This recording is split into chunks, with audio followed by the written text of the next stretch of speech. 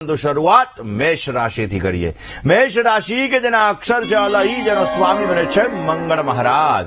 મેષ રાશિ વાળા જાતકો માટે ખાનપાનની અંદર કાળજી રાખવી બહુ જ જરૂરી છે। આજના દિવસની અંદર સ્વજનોથી નિરાશા મળતી જણાશે અને ખર્ચ બાબતે સાચવીને કામ કરવું બહુ જરૂરી છે।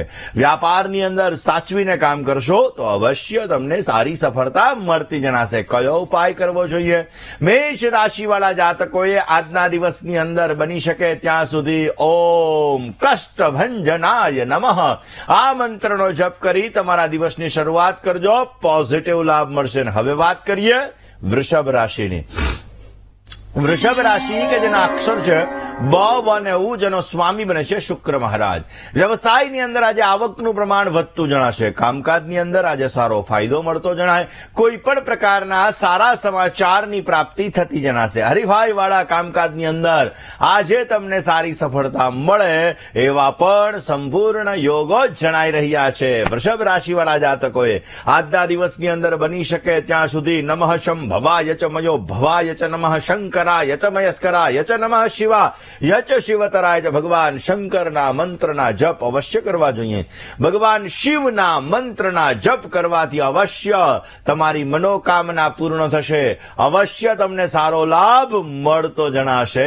પરંતુ એ પહેલા મિથુન રાશિની વાત કરીએ। મિથુન રાશિ કે જેના અક્ષર છે કચ્છ અને ગ જેનો સ્વામી બને છે બુધ મહારાજ।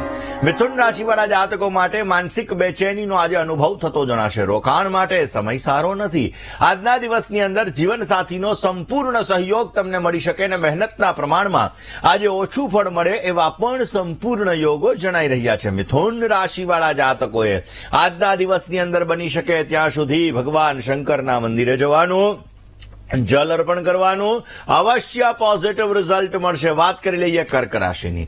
કર્ક રાશિ કે જેના અક્ષર છે ડ અને હ જેનો સ્વામી બને છે ચંદ્ર મહારાજ। વિકાસના કામકાજની અંદર આજે તમને સારી એવી ગતિ પ્રાપ્ત થતી જણાશે।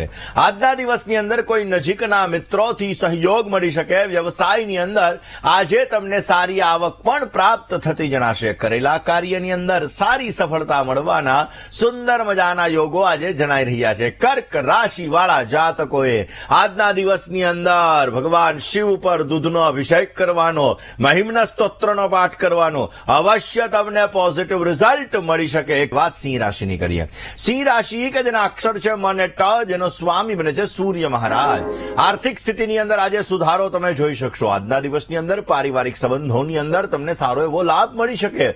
સંતાન અને પરિવારનો સુંદર મજાનો સહયોગ મળી શકે અને મિત્રો સાથે મતભેદ રહેશે, પરંતુ આ મતભેદને દૂર કરવા તમારે બહુ જરૂરી છે। કયો ઉપાય કરવો જોઈએ? સિંહ રાશિ વાળા જાતકોએ આજના દિવસની અંદર પોઝિટિવ રિઝલ્ટ મેળવવા માટે બની શકે ત્યાં સુધી અંધ વ્યક્તિને ભોજન કરાવજો, પોઝિટિવ લાભ મળશે। વાત કન્યાની કરીએ। કન્યા રાશિ કે જેના અક્ષર છે પઠ અને હળ જેનો સ્વામી બને છે બુધ મહારાજ। વિરોધીઓથી પરેશાની તકલીફ રહેતી જણાય। આજના દિવસની અંદર કામકાજમાં સામાન્ય વૃદ્ધિનું પ્રમાણ પણ રહેતું જણાશે। ધર્મ પ્રત્યેની શ્રદ્ધામાં વધારો થઈ શકે અને રોકાયેલા કામકાજની અંદર પ્રગતિની તકો પણ આજે તમને પ્રાપ્ત થતી જણાય। કયો ઉપાય કરવો જોઈએ? કન્યા રાશિવાળા જાતકોએ આજના દિવસની અંદર પોઝિટિવ રિઝલ્ટ મેળવવા માટે બની શકે ત્યાં સુધી ભગવાન શિવના મંત્રના જપ કરજો, ભગવાન શંકરની ઉપાસના અવશ્ય કરજો, આપને પોઝિટિવ રિઝલ્ટ મળી શકશે। કરીએ તુલા રાશિની। તુલા કે જેના અક્ષર છે ર ને ત જેનો સ્વામી બને છે શુક્ર મહારાજ। તુલા રાશિ વાળા જાતકો માટે નવા કરારની અંદર ધન વ્યય થતો જણાશે। આજના દિવસની અંદર કોઈ પણ પ્રકારની ઉધારીથી સાવચેતી રાખવી તમારે બહુ જરૂરી રહેશે। અને ખાસ કરીને તુલા રાશિ વાળા જે જાતકો છે આ જાતકોએ પૈસા લેવામાં અને દેવામાં ધ્યાન રાખવું બહુ આવશ્યક છે।